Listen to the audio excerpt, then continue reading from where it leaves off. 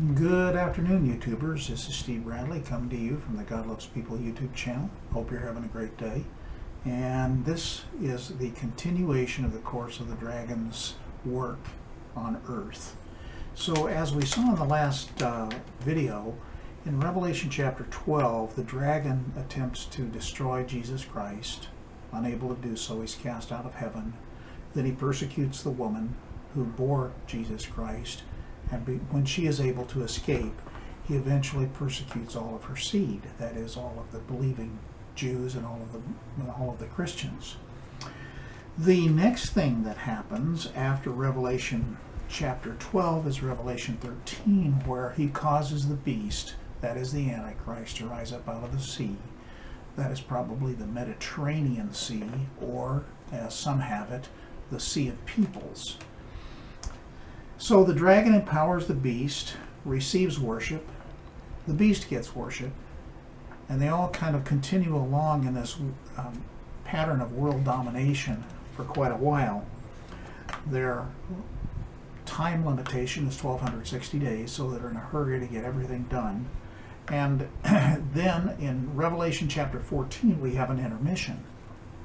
That intermission continues all the way down to Revelation 16, and then we have the last 7 plagues that come on the earth.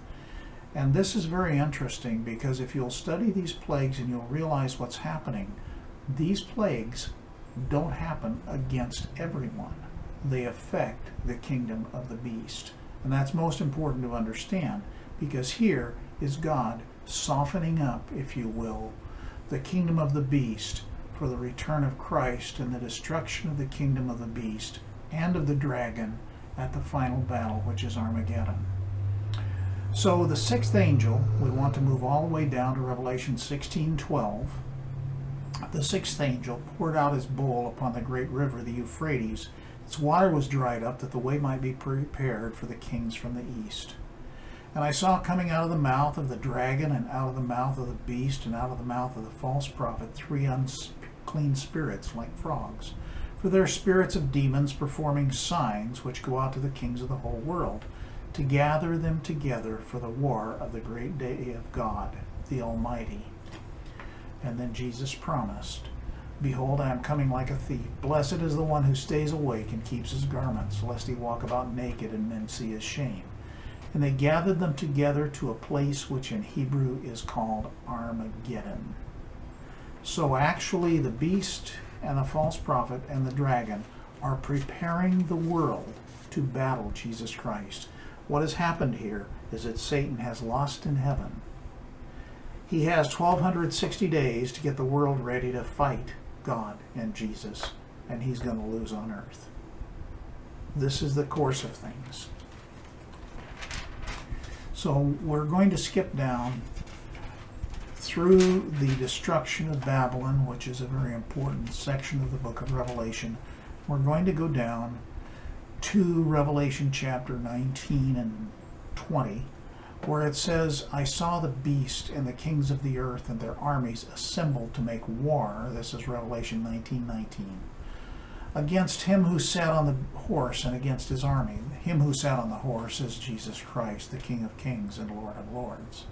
And the beast was seized, and with him the false prophet who performed the signs in his presence, by which he deceived those who had received the mark of the beast and those who had worshipped his image. These two were thrown alive into the lake of fire, which burns with brimstone. And the rest were killed with the sword which came from the mouth of him who sat upon the horse. And all the birds were filled with their flesh. So this is a day of terrible destruction, just 3.5 years after the dragon is driven to the earth, falls to the earth with his angels, and seeks to persecute and destroy all who believe in God and in his Son, Jesus Christ. Then in chapter 20, verse 1, I saw an angel coming down from heaven, having the key of the abyss, and a great chain in his hand. And he laid hold of the dragon, that serpent of old, who is the devil and Satan, and bound him for 1,000 years, and threw him into the abyss, and shut it and sealed it over him, so that he should not deceive the nations any longer until the 1,000 years were completed. After these things he must be released for a short time. We find what that is in Revelation chapter 20, verse 7. So you have the tribulation period, and the last half, the dragon is on the earth. Then for 1,000 years, he is bound in the abyss. And then he is released when the 1,000 years are completed. In Revelation chapter 20, verse 7, when the 1,000 years are completed, Satan will be released from his prison. He will come out to deceive the nations which are in the four corners of the earth, Gog and Magog, to gather them together for the war. The number of them is like the sand of the seashore. And they came up on the broad plain of the earth and surrounded the camp of the saints in the beloved city, and fire came down from heaven and devoured them. So this is the dragon's last chance, and he loses again. And the devil who deceived them was thrown into the lake of fire and brimstone, where the beast and the false prophet are also. And they will be tormented day and night forever and ever. And this is the end of the dragon. He's done. 1,260 days after he is thrown down to the earth by Michael and his angels, he is bound in the abyss for 1,000 years. And then he is released for a short time, and he deceives the earth once again. And all those people who follow the dragon are destroyed. And then he himself is destroyed for all eternity in the lake of fire. This is it. There is no more devil. There is no more dragon.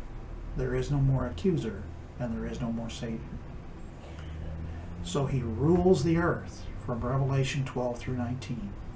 He is bound in Revelation 20 for 1,000 years. And then he is released for a short time. We don't know how long. And then he is destroyed forever and ever. Thank God and amen.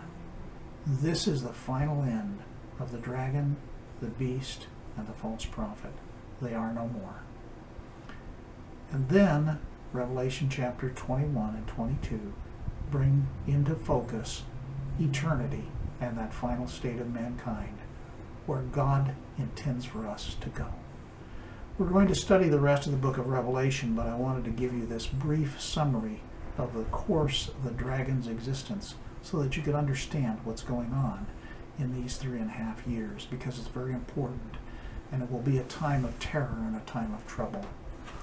Hope you're having a great day, and I hope God blesses you, and I want you to focus on eternity. We live forever in God's presence, in his throne room, as it were, where we will never die, never be destroyed, and never be hurt again. God bless you all.